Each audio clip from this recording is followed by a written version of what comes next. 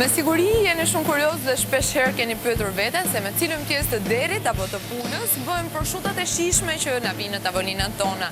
Ne sot kemi ardhur në ambientet e EHV-s dhe do të shohim se si përpunohet mishi që në fillim e derisa kthehet në një proshut shumë të shijshme. Këtu jemi në repartin e seksionimit të mishit, ku si të shikohet janë kofshët e freskëta, të cilat mbasi kanë ardhur nga thertoria që ndron 24 orë në magazinim, dhe më pas kalojnë në procesin e seksionimit mishit, ku bëhet qërimi dhe pastrimi i tyre. Nga kofshët përzidhet pjesa e biftekut, e qëruar totalisht nga çdo fije dhjami që është në të, e cila shfrytëzohet më pas për realizimin e proshutës. Mbasi këto copat e biftekut qërohen, kalojnë në procesin e masazhimit, në të cilat bëhet e mundur futja e erëzave dhe e kripës në brëndi të këtyre copave, që të marrë shihen proshuta më pas, kalohet më pas në procesin e vendosjes së proshutave në forma, në pjekjen me avull, në fund në ambalazhim dhe më pas në pasterizim. Nga ky moment produkti është i gatshëm për shitje dhe konsum. Këtu do të shikojmë përgatitjen e mishit, si bëhet ndarja e biftekut nga pjesa tjetër e kofshës dhe do të vazhdojmë me proceset në vazhdim.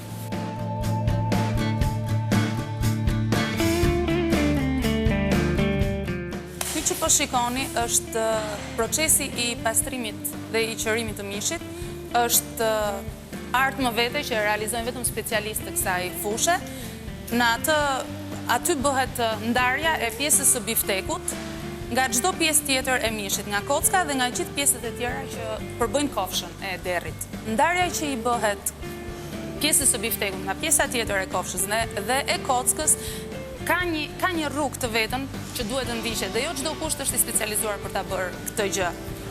Duhet të njohësh mirë kockën. Duhet të njohësh anatominë e mishit, e kofshës, mënyrën se si është i pozicionuar, pozicionin në cilin duhet mbahet pika, si duhet të drejtohet pika për të vazhduar që të mos ndahet në dysh.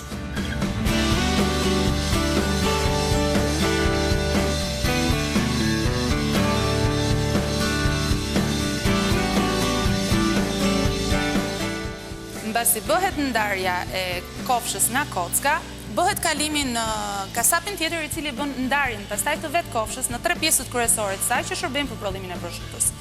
Që kemi biftekun, roston dhe pjesën e zemrës së kofshës së derrit në rastin konkret, që ne i quajmë noçe. Mbasi bëhet qërimi i mirë dhe pastrimi i të gjithë pjesëve të dhjamit, të këtyre 3 pjesëve, kalojmë pastaj në proceset e tjera të prodhimit të proshutës. Çfarë ndryshimi kanë këto 3 pjesët e kofshës? Ndryshimi ndërmjet tyre është minimal. Janë pjesa më e mirë e kofshës, është pjesa e pastruar totalisht nga çdo gjë që mund të përmbajë kofsha, nga dhjamrat, nga kockat, nga indet e forta.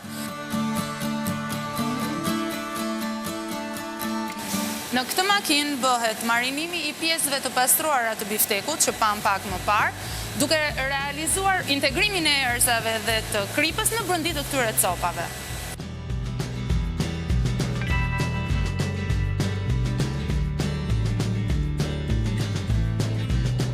Pas procesit të marinimit, kalojmë në procesin e masazhimit, i cili kryhet në baraban, në pajisje të veçanta për këtë punë. Realizohet në dhomë frigoriferike me temperaturë më të ulët se sa në pjesët e tjera të proceseve që ne kryen. Roli i këtij procesi është të realizoj shpërndarjen sa më uniforme në të gjithë pjesët e mishit të përdorur për të erëzave. Kjo është pajisja në të cilën realizohet masazhimi i pjesëve të mishit të marinuara më parë. Mbas procesit të masazhimit, kalojmë në hapin pastardës, i cili është dhënia e formës së proshutës, tashmë të njohur nga të gjithë, e copave të mishit që pam në vazhdimsi. Ky është një proces i cili realizohet në formë artizanale, duke vendosur copat e mishit në format e gatshme.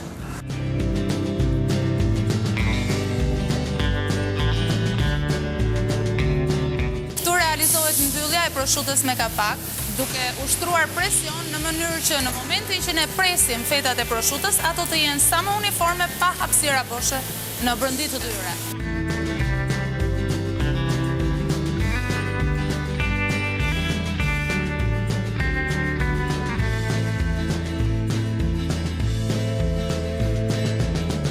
Mbas procesit pjekjes, i cili është një proces që zgjat rreth 5 orë, proshutat dalin dhe mbahen të magazinuara për 24 orë në dhomë frigoriferike, mbas të cilit kalojmë në procesin e ambalazhimit dhe më pas në pasterizim.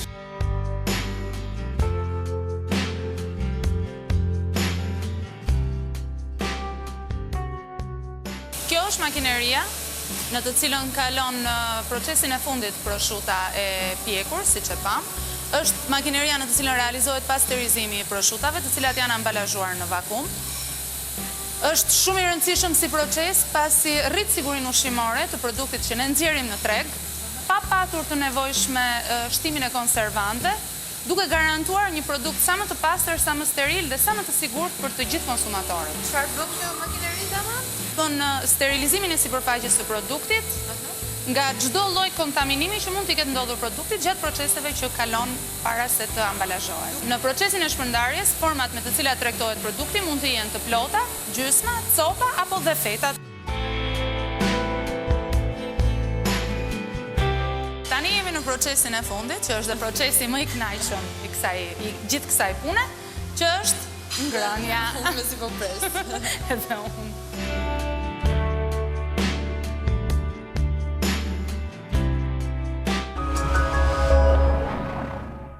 Me që sot ne kemi zgjedhur të flasim për prosciuton, do ta prekim atë me detaje si në rastin që ndoqëm nëpërmjet klipit ku ju treguam të gjithë procedurën se si prodhohet prosciuta që nga fillimi tek mishi e deri në përfundim tek ajo prosciuta e shijshme që na pëlqen të gjithëve.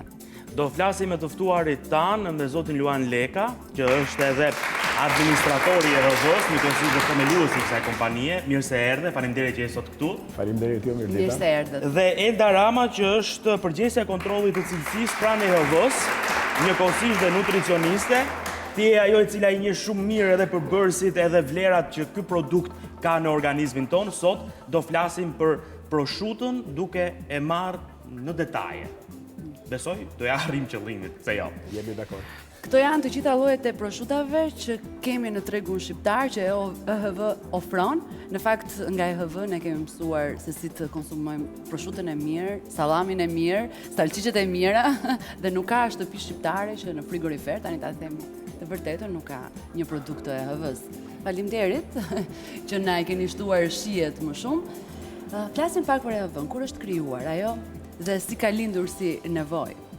U bën shumë vite. EHV është krijuar, është themeluar si kompani në 1992-shin, pra u bën 23 vite pune.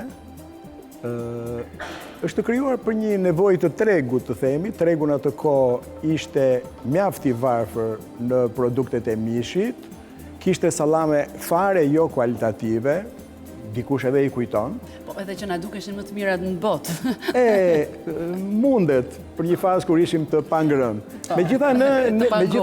Megjithatë ne evidentuam nevojën e ofrimit në treg të produkteve cilësore dhe të garantuara nga pikpamja e sigurisë ushqimore. Pra ishin dy kërkesa themelore, të cilat ishin në bazën e filozofisë së punës tonë për të themeluar firmën, për të implementuar teknologjinë dhe për të dhënë këto produkte.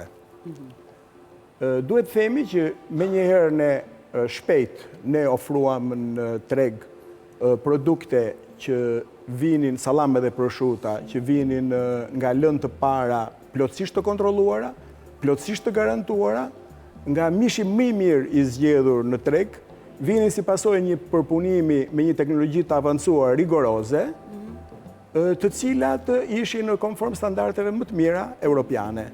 EHV-ja vazhdoi në këtë rrugë për shumë vite, bëri investime të vazhdueshme dhe arriti në vitin 2000-2001 të ishte ndërmarrja e parë e industrisë ushqimore, e certifikuar me standardet më të avancuara ndërkombëtare, ISO dhe HACCP, nga certifikues ndërkombëtar. Në këtë rrugë EHV-ja ka vazhduar në tërë ekzistencën e saj. Në fakt edhe konsumatori ka mundësi që ta shoh dhe ta prek nga afër EHV-n, duke qenë se dhe dyqanet janë të hapura, produkti është aty, servirja është aty, kështu që për sa i përket dyqaneve, ju i keni një shtrirë të gjerë në të gjithë Shqipërinë, kam përshtypjen. Po ne kemi një rrjet tonin tregtar, i cili përbëhet nga 14 njësi tregtimi dhe kemi dhe një rrjet franchisesh, dyqane të tjerëve, të cilët punojnë vetëm për ne, vetëm me produktet tona, në licencën tonë dhe në kontrollin tonë. Këta janë më shumë se 100 dhe janë të shtrirë në gjithë Shqipërinë. Mirë, ndalemi pak tek cilësia e produktit, tek mënyra e bërjes së tij, gjë e cila edhe nena i kuriozon shumë, lënda e parë. Lënda e parë nga vjen nga e merrni pra mishin i cili përdoret për të bërë prosciutto. Si përzgjedhet ai? Ne përzgjedhim mishin më të mirë që ekziston në tregun shqiptar dhe në rastin kur tregu shqiptar nuk arrin të plotësojë kërkesat, në tregjet e huaja për rreth. Ne blejmë gjatë vitit për shumë muaj nga thertore vendase, mish deri të freskët dhe kofshë deri të freskëta për prosciuton. Në periudha të tjera të vitit blejmë nga vendet për rreth. Hungaria ka qenë tradicionalisht një furnizues i joni, Gjermania, Italia, Polonia, disa nga vendet europiane që prej shumë vitesh janë furnitorë tëndët. Blejmë gjithmonë prodhime të freskëta apo të therura nga thertore në 3 muajt e fundit. Pse i duam kaq shumë prosciutat? Pse na shtojnë kaq shumë kënaqësinë? Flasim pak me nutricionistën dhe sa duhet jetë masa që duhet konsumohet dhe ç'është kjo dashuri, domethënë nuk ka njerëz që si konsumon, ëh? Shiko, prosciutat normalisht janë produkte shumë të shijshme. Është një mënyrë e të konsumuarit të mishit pak më komode. Në rast se mishin do duhet ta gatuanim, ta përgatisnim dhe gjithë pjesët e tjera që është e nevojshme, tek prosciutat i kemi të gatshme. Janë perfekte për një omlet, janë perfekte për një sandwich, janë perfekte për një godë verë, për një drek me një makaron apo me një... Kombinohen me të gjitha. Me çdo lloj produkti të mundshëm që mund të konsumohen dhe janë të shijshme në fund fare. Kanë vlerat e tyre të ushqyeshme, kanë proteinën, kanë vitaminat që janë po në përbërje të mishit dhe është një mënyrë më e shpejtë për t'i marrë këto vlera. Është një produkt shumë i kollajt për t'u konsumuar. Mund të konsumohet në çfarëdo lloj momenti të ditës, në mënyrat nga më të ndryshme. Mund të konsumohet në mëngjes, me një omlet, mund të konsumohet në drek me një makaron, në një mënyrë gatimi pak të veçantë, mund të konsumohet me një sandwich, mund të konsumohet... Pra, me të gjitha produktet shkojnë, që te sallata e deri tek pjata e fundit, përveç të ëmbëlsira, ndoshta mund të ketë dhe ëmbëlsirë me prosciutto. Çfarë deri tani? Jo. Për sa i përket elementeve ushqyes që ka prosciuta. Prosciuta është një zëvendësues shumë i mirë i mishit, sepse siç mund ta dinë të gjithë, prosciuta bëhet nga mishi. Mish i mirëfillt. Si rrjedhoj ka përmbajtje të lartë proteinike. Ka përmbajtje të lartë të vitaminave që janë në mish, duke qenë se mishi është pak më i vështirë për të konsumuar, sepse duhet gatuhet, prosciuta është diçka e shpejtë dhe po për të njëjtat vlera proteinike dhe vitaminike i merr nëpërmjet konsumit të prosciutës. Edhe me një çmim më të ulët. Natyrisht, pastaj janë dhe kostot që duhen marrë në konsiderat. Jo, unë doja të ndalesha prapë tek mishi, sepse ajo është le ta quajmë elementi bazë mbi cilën krijohet prosciuta. Flasim pak për kushtet që duhet plotësoj mishi për të bërë prosciutto, pra në produktet e tij, në bazë të gjitha standardeve të Bashkimit Evropian dhe të AKU-s. Atëherë, parametrat për mishin, për realizimin e prosciutës, janë në radhë të parë janë kushtet cilësore. Janë parametrat cilësorë që duhet përmbaj prosciuta, që duhet përmbaj mishin, duhet të ketë përmbajtje proteinike sipas disa standardeve të caktuar. Përmbajtjen e yndyrës është parametri i pH-it që është shumë i rëndësishëm për të përcaktuar se sa e freskët është ajo pjesë e mishit që ne marrim për të realizuar prosciuton. Gjithashtu janë kushtet higjieno-sanitare në të cilat transportohet produkti, temperaturat në të cilat transportohet produkti, në të cilat ruhet mishi para se të kalojë në procesin e përpunimit, dhe pastaj temperaturat gjatë fazës së përgatitjes së mishit për realizimin e prosciutos në fund fare. Për sa i përket këtyre temperaturave duhet të jenë të gjitha nën 5 gradë. Pastaj është momenti në të cilën piqet prosciuta, procesi i përpunimit termik, sepse prosciutat janë të dy tipeve, janë prosciuta crudo, që është produkt që ka një komplet proces tjetër përpunimi, është produkt që normalisht është i maturuar, quhet i stagionuar, produkt që nuk kalon procesin e përpunimit termik, dhe pastaj kemi prosciutat e pjekura që janë konsum i gjerë, janë produkt shumë i prekshëm nga të gjithë nje, dhe është një lloj produkti që kalon procesin e përpunimit termik, apo të pjekjes, siç e themi ne në gjuhën popullore, apo dhe të tymosjes, siç thuhet në gjuhën popullore. Ky proces realizohet në furra me avull. Kjo me avull me një temperaturë që nuk i kalon 80 gradët. Kjo për një arsye sepse sa më e lartë jetë temperatura, aq më shumë shkatarrohen vlerat ushqyese që mund të përmbajë mishi në rastin ton prosciutës. Pra për të ruajtur vlerat ushqyese. Për të ruajtur vlerat ushqyese dhe vitaminat, pasi dihet shumë mirë që në temperaturë të lartë vitaminat shkatarrohen dhe si rrjedhoj ne nuk mund t'i marrim ato. Duke qenë se prosciuta është bazë mish, do të thotë që ka përmbajtje të lartë të vitaminave B, të grupit të vitaminave B që janë shumë të rëndësishme, janë konsideruar vitaminat e bukurisë dhe vitaminat e zgjuarsisë, pasi ndihmojnë në zhvillimin e sistemit nervor, në zhvillimin e sistemit muskular dhe në lëkurë, në flok, në paraqitjen që ne kemi. Pra është shumë e rëndësishme edhe kjo temperaturë. Dhe pjekja në avull gjithashtu është edhe më e shëndetshme. Okej. Ai është sugjerimin që ne gjithmonë nëpërmjet emisionit ju japim të gjithë atyre që na ndjekin që pas konsumimit të freskët vjen avulli. Kështu që proshutat bëhen në një farë mënyre në avull, kalojnë në një proces. Në proces pjekje me avull. Po, proshutat që kemi ne në tryez janë të larmishme, janë proshutat e tymosura, kemi domethënë të pule, derri, viçi, edhe crudo. Të flasim pak për secilën nga këto produkte. Kjo është goxha e mirë, se unë i kam provuar. Mortadela është ajo? Ja, është proshutë. Proshutë e pjekur. Kjo është proshutë e pjekur. Fantastike. Atë, ti prekim një nga një gjithë secilën prej tyre? Dhe kofsha aty që... Po mirë, okej. është crudoja e famshme, e cila... Perfekte për antipastat, perfekte për një sandwich, jo rekomandohet, po duhet të konsumohet e ftohtë, i prerë në feta të holla, është shumë e ushqyeshme, pasi ajo është produkti i proshutës të stagionuar, që thamë, nuk kalon proces për punimi termik. Po, në fakt, crudon, një familje, mund ta marrë të gjithë kofshën, se kam parë që i bëjnë dhurata për festat e fund vitit. Po. Unë, për shembull, mund ta marr, lehtësisht. Sepse për të treguar më pas edhe ruajtjen, se si mund ta ruajmë proshutën, sepse kam parë në fakt familje që marrin një kofshë të tërë, mbajnë në shtëpi dhe e lënë në ambientet e kuzhinës, kanë blerë dhe të gjitha aparaturën e cila është një luks tani, kjo aparatura që është e ngjashme me atë të hamonit, dhe e vendosin në shtëpi. A është e drejtë në fakt kjo mënyrë? Për ruajtjen unë flasin qik Elda, me gjithatë unë do të thoja një parim bazë. E mira është që të blihet aq sa konsumohet brenda javës. Aq sa konsumohet brenda javës. Kështu e ka proshuta. Domethënë të luajmë tek proshuta crudo me 100 gram, 200 gram, kjo është e mira. Sepse proshuta crudo, po dhe proshutet e pjekura, sepse në rastin konfeksion ka një datë skadenci të gjatë. Kjo lloj proshute skadon mbas 90 ditësh, mbas 3 muajsh. Megjithatë, momentin që hap konfeksionin e aluminit, e pret në feta dhe e vendos në frigorifer, ku duhet ruajtur në kushte të caktuara, jetë gjatësia nuk e kalon një javë, duhet konsumohet brenda 2, 3, 5, 6 ditëve, jo më shumë. Pra, këshilla e parë është blini aq sa konsumojeni brenda javës. A e njohin shqiptarët proshutën crudo? A kanë filluar ta njohin dhe ta konsumojnë në shtëpitë të tyre? Se tek EHV zakonisht vinë për ato salçicet apo gjërat e tjera që jemi mësuar, sallamin, por në përgjithësi të proshutave. Do thënë gjë të rëndësishme, që shqiptarët i njohin pak proshutat në përgjithësi, pak ose fare pak. Në rast se në botë konsumi i proshutave kalon 50% të konsumit të produkteve të mishit, në Shqipëri ky konsum është më i vogël se 2%. Kuptojeni cili është proporcioni i përdorimit të proshutave nga shqiptarët kundrejt vendeve europiane. Imagjinoj që vendet europiane krenohen me proshutat e tyre. Patjetër. Të mendosh hamonin, është njerëzit shkojnë në Spanjë për të provuar hamonin e vërtet. Edhe në Shqipëri vinë për të provuar EHV-n edhe proshutën e saj. Se jo.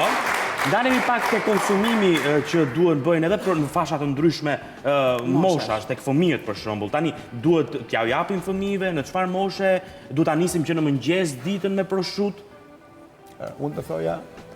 Nuk ka problem, kush do? Do thoja që proshuta është një produkt që mund të përdoret fare mirë nga të gjitha moshat, fare mirë nga fëmijët dhe sidomos nga fëmijët, të cilët kanë nevojë të marrin proteinat e domosdoshme për rritje. Do të shtoj edhe një gjë tjetër, gjithmonë në kontekstin e konsumit. Në rast se ju shkoni jashtë, më siguri të gjithë shqiptarët u thënë jashtë, i shohin banakët frigoriferik të bareve në aeroporte e kudo, të mbushura me sanduiqe me proshut të gjitha llojeve. E vërtet. Në Shqipëri po thuaj nuk ekziston. Nuk ekziston kjo kulturë. A ka produkt më të bukur për fëmijën se një sanduiq me proshut dhe djathë që e merr me veten në shkollë dhe e konsumon gjithmonë midis vakteve? Pra, proshutat janë një produkt i dobishëm, i domosdoshëm për konsum për të gjitha moshat, veçanërisht për fëmijët. Ama kanë përmbajtje të lartë proteinike, kanë përmbajtje të ulët kalorish, mund t'i saktësoj elda kalorit. Në rast se një proshut e kofshës së derit është e përshtatshme për të gjithë dhe për fëmijët, një rritur i cili don të evitoj ngarkesat e kolesterolit, ka proshutën e gjoksit të pulës, e cila ka përmbajtje fare të ullët kolesteroli dhe përmbajtje fare të ullët të kalorive. E mirë, ato du ta përdorun, okej, humor. Ja, të zgjedhim ullën dhe derin. Sa i përket kalorive, sa duhet jetë sasia ditore që ne duhet të konsumojmë proshut në përgjithësi? Shiko, normalisht, nevoja ditore për protein të një personi, të kalorive ditore, janë 2000. Në rastin e proshutave të derit, nevojat kalorit janë tek 130-135 në ditë. Për 100 gram. Për 100 gram proshut, më falë sepse duhet specifikoj normalisht dhe porcionin bazë. Ndërsa tek proshuta e pulës variojnë ke 110-115 për 100 gram proshut, kuptohet. Ndërkohë duhet pasur, e përmenda dhe pak më përpara, kanë përmbajtje të lartë vitaminike, siç e thash dhe më parë, dhe proteinike. Proteinat janë shumë të rëndësishme, veçanërisht tek fëmijët. Proteina ndihmon në zhvillimin e strukturës muskulore tek fëmijët, duke qenë se fëmijët janë në fazë rritje, kanë të domosdoshme, si vitaminën, si proteinën. Është mungesat e vitaminave të ndryshme që ne i shohim Edhe tek anemikët kanë përshtypjen që ka pa diskutim sepse ka përmbajtje të lartë hekuri, siç edhe mishi vet, ka përmbajtje të lartë zinku, përmbajtje përkundrejt nevojave ditore. Pra që kur themi që zëvendëson një pjesë të vlerave të mishit, e kemi nënkuptuar të gjitha ato çka mishi ofron. Pikërisht, pasi është i trajtuar në kushtet e duhura, i mbajtur në kushtet e duhura dhe i konsumuar në kushtet e duhura, është një domosdoshmëri, si për fëmijët dhe për të rriturit. Po gjithmonë është ajo që tha më përpara dhe zoti Luan që në varësi të moshave të ndryshme dhe në varësi të kontrollit që ne duam të tregojmë, janë dhe doza ditore të konsumit. Shumë mirë. Edhe njëherë ndalemi tek ruajtjat për t'ia shpjeguar nga ekrani të gjithë zonjave, sepse tani gjatë festave të fundvitit jemi të predispozuar për të blerë gjëra në sasi të mëdha. Domethënë, ta blejmë, mos ta ham vetëm për vitin e ri, por ta ruajmë paksa edhe në janar, se do ham edhe në janar. Dikur, Okej, kjo është e vërtetë. Këtu doja të dilja. Para shumë vitesh ka qenë që për vit ri ishte mirë të blinim deri me 31, se pastaj 1, 2, 3 ishin pushim dhe nuk gjenim asgjë. Kohët kanë ndryshuar, fatmirësisht dhe për ne. Kapitalizmi ka bërë punën e tij. Fatmirësisht ke kjo pjesë. Kështu që në çfarë do lloj momenti ne i kemi të prekshme gjërat që na nevojiten në shtëpi. Produktet, kryesisht produktet tona, çdo gjë e kanë të përcaktuar në etiketë. Kohën e ruajtjes, temperaturën në të cilat ruhet, kushtet se si ruhen, mënyrat e përdorimit për rastet specifike. Në rast se unë do marr një produkt siç është feta, neve e kemi me 15 ditë kohën e ruajtjes. Pasi sipërfaqja e kontaktit me ajrin është më e lartë se sa në një produkt që është i amballazuar siç është kjo, apo siç janë format e aluminit. Çfarë do të thotë? Duke rritur sipërfaqen e kontaktit me ajrin dhe me dritën, ne i japim mundësi produktit të prishet. Në qoftë se unë them kjo e ka 15 ditë kohën e ruajtjes e ka në këtë format ambalazhimi. Në momentin që hapet, produkti duhet të konsumohet brenda 2, 3, 5 ditë maksimumi. Gjithmonë i ruajtur në frigorifer në temperaturë deri në 4 gradë. E dim shumë mirë që frigoriferet e shtëpisë nuk arrin atë lloj temperature. Kështu që rekomandohet të konsumohet shpejt. Blini sasitë që ju nevojiten, pikërisht. Blini sasitë që ju nevojiten sepse aktualisht i keni të prekshme çdo gjë, dyqanet janë kudo. EHV ka kudo, falë zotit. EHV ka kudo, keni mundësin të shkoni në çfarë do lloj momenti, të merrni 100 gram, 200 gram, 50 gram, kjo është në dëshirën dhe në varësinë tuaj në aq sa ju dëshironi të konsumoni. Si nutricioniste, a përdoret proshuta në dieta? Në fakt, dje po lexoja një informacion shumë interesant, një grua 116 vjeçare, sekreti i jetë gjatësisë së saj ishte konsumimi i proshutës çdo mëngjes. Sekreti i jetë gjatësisë, që do të thotë një trup i shëndetshëm. Tani në dieta përdoret? Natyrisht. Përdoret, ë? Është produkt, në rast se do e pat te klipi, mishi i përdorur për realizimin e proshutës, është mish i pastruar nga çdo lloj indi i fortë apo dhe nga çdo lloj fije dhjami që mund të përmbajë mishi. Si rrjedhoj është i pastër nga ana e yndyrnave, nga yndyrnat që normalisht konsiderohen të dëmshme për organizmin. Është perfekt për dieta sepse ka përmbajtje të ulët kalorike, siç e specifikuam dhe më parë. Normalisht i shoqëruar me një sallat, i shoqëruar me pak tost, I shoqëruar me pak djath, është të thekur. perfekt, me pak... Sidomos edhe prosciuttat që përmbajnë erza, të cilat I japin shije, erzat... Dijen erzat edhe për efektet e tyre. I japin dhe lezetin, sepse, okej, diet, po duam dhe në qik shije, se na pëlqen. Patjetër. Një gjë të cilën unë dua, sepse jemi edhe në limitin kohor, të fundit fare dhe shkurtimisht të lutim zoti Leka, pse duhet të përzgjedhim prosciutat EHV? Për shumë arsye. Një arsye e parë është siguria që ofrojnë të gjithë produktet EHV-s. Një arsye e dytë është vlerat ushqimore që përmbajnë. Janë të gjitha produkte me vlera shumë të mira ushqimore, duke filluar nga përmbajtja e proteinave, siç e cilësoi Elda pak përpara. Një gjë specifike do të thoja, që u përmend, pjekja që ne I bëjmë prosciutave në avull, në një temperaturë që nuk superon, nuk kalon 80 gradë, bën të mundur ruajtjen e të gjithë vlerave ushqimore të mishit. Kjo është shumë e rëndësishme, mendoj unë. Të doja thoja, është shumë e rëndësishme. Atëherë nga rezultati I bisedës deri tani, ne duhet të konsumojmë pra frik prosciuta gjatë festave edhe gjatë ditës. Duhet ta konsumojmë. Faleminderit që ishit me ne sot në studio. Ishte një kënaqësi e veçantë që të preknim edhe prosciutat, sepse janë ato që mbushin tryezën gjatë festave të fundvitit, sidomos kur të vinë miqt e shoqëron dhe me nga një gotë verë, janë zgjidhja më e mirë. Faleminderit, ndërkohë që për publikun ne do t'ju ftojmë të ndiqni disa kuriozitete mbi prosciuta, ne do të rikthehemi sërish në studio.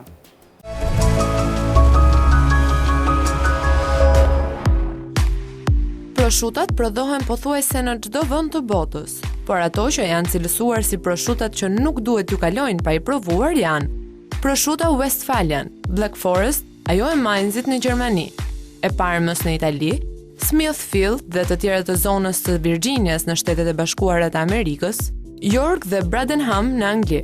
Gjithashtu, mos harroni të provoni Serrano në spanjoll, Dionin francez, prosciuton e Pragës dhe Zynka polake.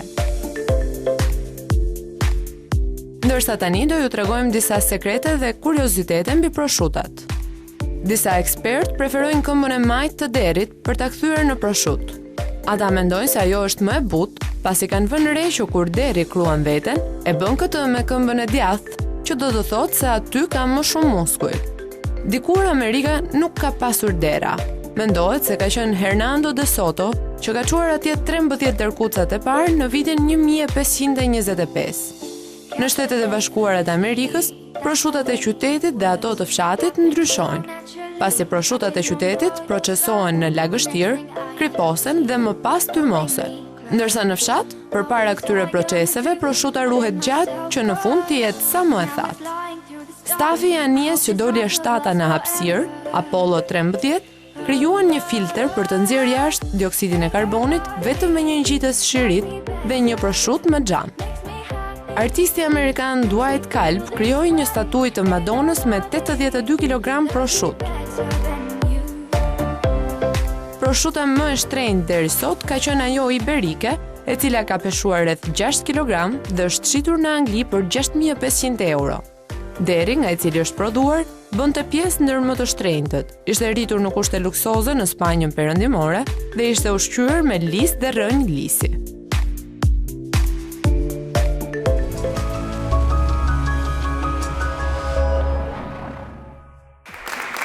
Klipit rikthehemi sërish në studio për të njohur me recetën e dytë e cila do të realizohet nga Viona. Na pëlqeu shumë prosciuta që bëre, kotoleta pak më parë, tani të bëjmë dhe një recetë tjetër që mund të përdoret në brendësi prosciuta. Po, është një recetë e thjeshtë, janë pene të shoqëruara me bizele dhe me pak pana dhe me prosciut. Pra, përbërësit që do përdoren në këtë recetë janë penet, makaronat, bizelet, gjalpi dhe pana. Pana. Ndërkohë do përdorim edhe prosciutën që është kryesorja. Shumë mirë, prosciutën e mirë të derrit do ta përdorim. Kemi vënë të valoj ujë. Është në fakt uji që kemi zier pak më parë bizelet me pak krip. Me pak krip. Dhe është mirë, në këtë rast kemi përftuar edhe lëngun e zërzavatën. Hedhim pak makarona. Thjeshta për të bërë një pjatë, mjafton. Do të bëjmë ndërkohë edhe salsën e makaronës. Salsa, se te salsat kemi shumë dëshirë të mësojmë. Marrim gjalpin. Hedhim gjalpin fillimisht në tigan. të kaloj pak më këtej që të ketë kamera mundësin të fokusoj. I hodha dhe pak kripun makaronave. Jam në rregull? Në rregull. Shumë. Kripa më ndihmon makaron. Marrim edhe prosciuton. Patjetër, ja të ndihmoj unë për ta marrë prosciuton.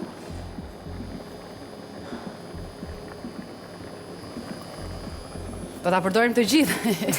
Është shumë. Do ta presim në kubik. E presim një pjesë kubik. Shumë mirë. Dhe kjo prosciutto do t'japi më shumë shije.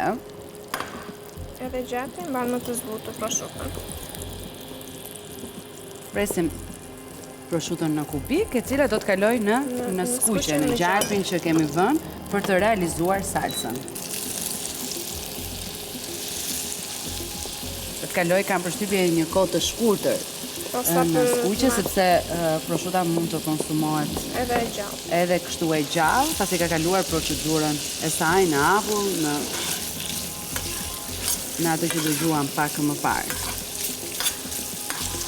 Kjo është një nga recetat e thjeshta, në fakt që të gjithë mund t'i realizojmë në shtëpi. Jam e sigurt që shumë zonja e kanë realizuar përpara se ne t'ja u servirim sot, por kjo është një mënyrë për ato vajza që s'din të gatuajnë si puna ime. Po, ndërkohë që bëhet... Do të skuqim prosciuton me një zjarr të avashtë, të presim edhe makaronat që të zjenë. Janë pene dhe kozjatën e zirës se kanë pak më të gjatë se makaronat të tjera. Ndërkohë do i kalosh dhe pak në skuqe edhe bizelet, të cilat i kemi një zirë më parë. Zjerë më parë dhe në ujin ku kemi zjerë bizelet, kemi vendosur makaronat. Unë do të kujdesem që makaronat të jenë bërë ashtu si që duhet. Jo, të presim edhe pak, edhe 2 minuta ndoshta, derisa të bëhen plotësisht. Raporti bizeles dhe i prosciutës është varet sipas personave që se duan më shumë bizele ose më shumë prosciutto. Ne arritëm një masë mesatare midis të dyjave. Ju keni përzgjedhur makaronat pene. Makaronat janë pene, po mund të përdorim rigatoni. Edhe farfale. Farfale. Makaronat e shkurtra zakonisht janë më të preferuara.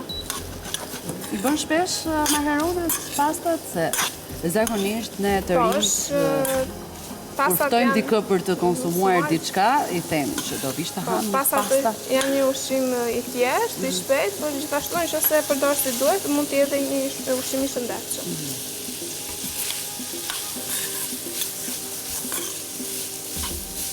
Më pëlqen që sot kam një vajzë të re që pasion ka kuzhinën dhe pasionin e saj ka vendosur ta ndaj me ne. Dhe në fakt, kuzhina jonë është përceptuar në këtë mënyrë që të vinë zonjat shtëpiake që gatuajnë për familjen e tyre, vajzat të reja, si ju që gatuani për shoqet, për miket, për të dashurin, ke të dashur? Jo. Për kë gatuan më shumë? Mami që thot për... Për familjen, preferoj më shumë të gatuaj për familjen. Besoj se makaronat janë? Besoj se makaronat janë gati. Të presim edhe pak sekonda. Ndërkohë panën do ta hedhësh në momentin e fundit. Në pana do hedhën në momentin e fundit për të lidhur të gjitha ingredientet. Shumë mirë. Kjo është një recetë e thjeshtë, mjafton që bizelet t'i përdorim në këtë mënyrë, është një kombinim shumë i mirë. Janë të gjithë përbërës që në familjet shqiptare nuk mungojnë, dhe zonjat e sigurt që i realizojnë këto receta. Bëni diçka ndryshe sot, nëse nuk keni pasur atë frymëzimin e duhur se çfarë të bëni për drek, një pasta të thjeshtë me pak bizele, me pak prosciutto, perfekte. Edhe para vitit të ri, kur ne mundohemi që të bëjmë pjata të thjeshta se do ham për vit të ri, është ajo shpreha. Kam të drejtë. Dhe ju makarona bëni. Edhe mami im në shtëpi makarona dhe supë. Mirë që am në emision. Tani, do të hedhi makaronat? Po, besoj janë gati. Po.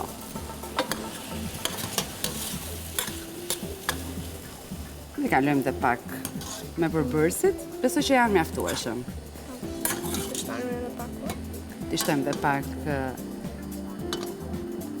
nga uji për të bërë atë lidhjen më të mirë.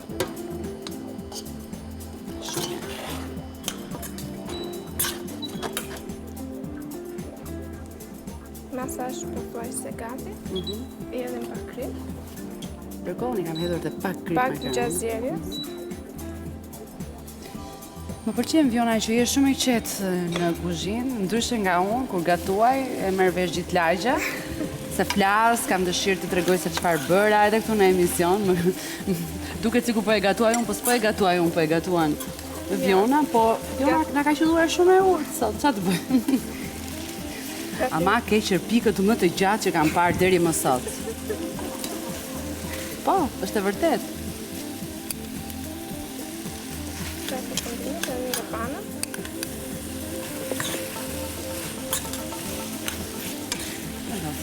Edhe panën.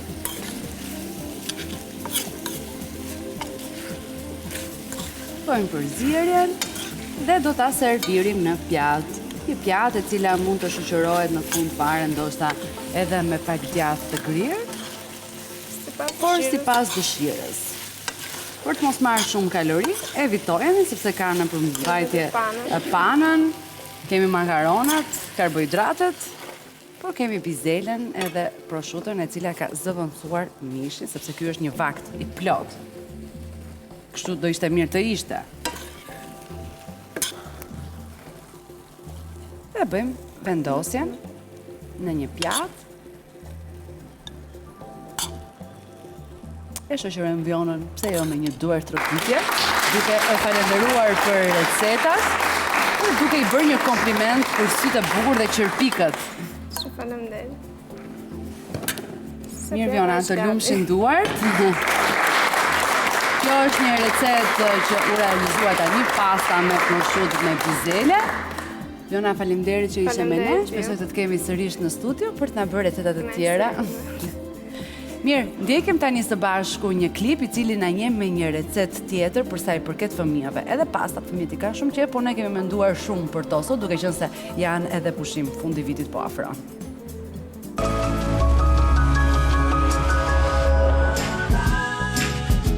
Filetot e pulës mund të gatuhen në shumë mënyra, por për t'i bërë më të pëlqyeshme edhe për fëmijët tuaj, provoni byrekët e vegjël me fileto pule. Në fillim përgatitet brumi. Në një tenxhere në sopë me nxehtësi mesatare, përzihet gjalpi me miellin. I shtohet pak lëng limoni dhe në fund 1 litër qumësht. Përzierjen e lëm të zjej për disa minuta derisa të bëhet kompakte.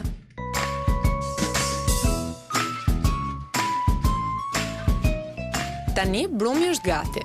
Pluhurosim pak vend në tavolinë dhe hapim petë katrore.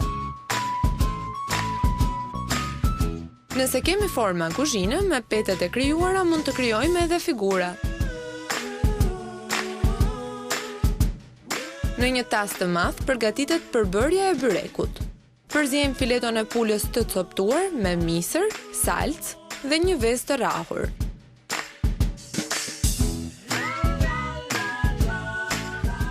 Këtë përzierje e vendosim mbi petet e përgatitura dhe ato i palosim me format që duam.